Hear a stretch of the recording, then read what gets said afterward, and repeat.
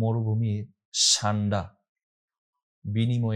বিপরীতে গুইসাপ, এই দুইটা নিয়ে আমাদের সমাজে আজকে ধোঁয়াশা চলছে। নাহমাদুহু ওয়া নুসাল্লি আলা রাসূলিহিল কারীম, আম্মা বা'দ।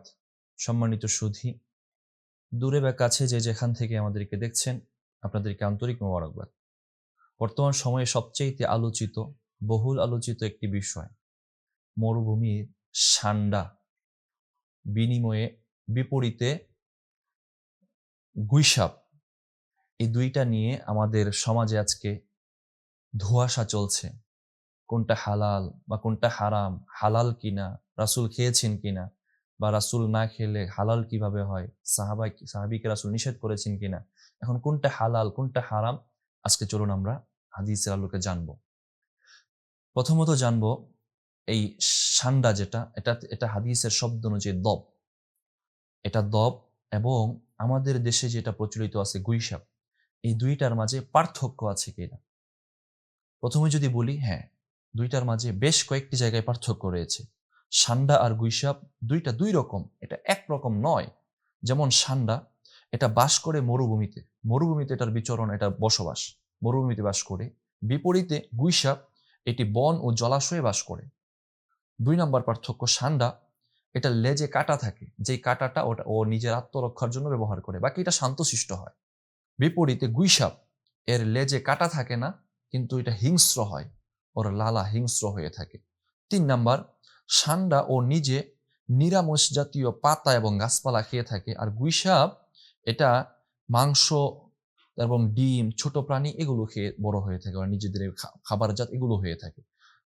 তারপরে আরেকটি পার্থক্য হলো, ঠান্ডা এটা যেহেতু রাসূল সাল্লাল্লাহু আলাইহি ওয়াসাল্লাম নিজে খাননি, কিন্তু সাহাবায়ে কেরামকে খেতে নিষেধও করেন নাই, সেই হিসাবে হানাফি মাযহাব ব্যতীত শাফিঈ, মালিকি, হাম্বলি রাহিমাহুমুল্লাহ, ওনাদের মাযহাব অনুযায়ী ঠান্ডা এটা হালাল। কিন্তু বিপরীতে কোনো মাযহাবেই গুইসাপ এটা হালাল নয়। আবার ঠান্ডা এটা রাসূল সাল্লাল্লাহু আলাইহি ওয়াসাল্লামের কাছে যখন দেওয়া হয়েছিল, রাসূল এটাকে গ্রহণ করেন নাই। সাহাবী খেয়েছেন, তখন তিনি এটা নিষেধ করেন নাই। এজন্য হানাফি মাযহাব অনুযায়ী এটা মাকরুহে তাহরিমি, মাকরুহ। তবে অনেক স্কলাররা এটা বলে থাকেন যে রুচির উপর ডিপেন্ড করবে, যদি রুচি আপনার বাধে যে রুচিতে খেতে পারেন তাহলে খেতে পারেন, তো মাকরুহ। এখন রুচির উপর ডিপেন্ডেবল, বাট কথা হলো, যেহেতু এক মাযহাবে মাকরুহে তাহরিমি আছে, রাসূল এটা খান নাই, সুতরাং আমরা এটাকে অ্যাভয়েড করাই উত্তম হবে।